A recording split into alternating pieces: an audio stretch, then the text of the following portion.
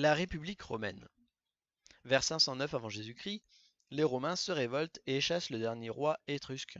Rome devient alors une république, c'est-à-dire un territoire où il n'y a ni roi ni empereur.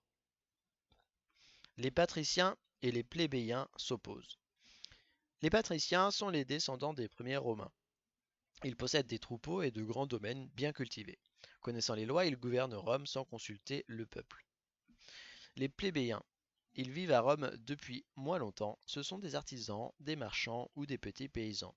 Ils doivent faire un service militaire mais n'ont aucun droit politique. Ils ne peuvent ni voter ni être candidats aux élections. Au 5e et 6e siècle avant Jésus-Christ, et 4e siècle pardon, avant Jésus-Christ, les plébéiens luttent pour obtenir l'égalité des droits politiques avec les patriciens. En moins 494, ils se retirent sur la colline de l'Aventin et menacent de faire la grève du service militaire. Les patriciens vont ensuite faire des concessions, accepter de créer 2 tribuns de la plèbe qui pourront s'opposer aux décisions prises par les autres magistrats. Accepter de mettre les lois par écrit, accepter que chacun puisse voter et être élu. À partir de 300 avant Jésus-Christ, les plébéiens ont enfin les mêmes droits politiques que les patriciens. Les esclaves, peu nombreux, n'ont aucun droit. Le gouvernement de la République romaine. À partir du IIIe siècle avant Jésus-Christ, le gouvernement de la République romaine repose sur 3 pouvoirs. Celui des citoyens, celui des magistrats et celui du Sénat. Les citoyens se réunissent en assemblée appelée comices. Les comices votent les lois et élisent pour un an les magistrats qui gouvernent la République. Riches et pauvres peuvent voter, mais les riches votent les premiers et l'on arrête le vote avant que tous les pauvres aient pu voter, ce qui permet aux riches d'élire les riches.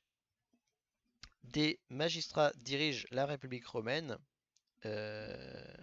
qui sont toujours au moins 2 par fonction. On ne peut remplir une fonction sans avoir déjà rempli celle qui lui est inférieure. On est d'abord élu questeur, puis édile, puis préteur, puis consul, et enfin censeur. C'est la carrière des honneurs, cursus honorum. Seuls les riches peuvent accéder à la carrière des honneurs, la fonction de tribun de la plèbe étant réservée aux plébéiens. Au sommet, les consuls sont les magistrats les plus importants. Ils dirigent le gouvernement et commandent l'armée. En cas de grave danger, ils désignent un dictateur qui exerce tous les pouvoirs pendant 6 mois.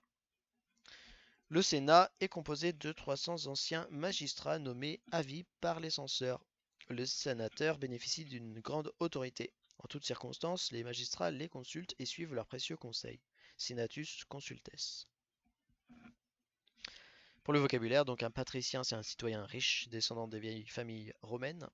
Un plébéien, c'est un artisan, marchand ou petit paysan romain. Les plébéiens forment la plèbe.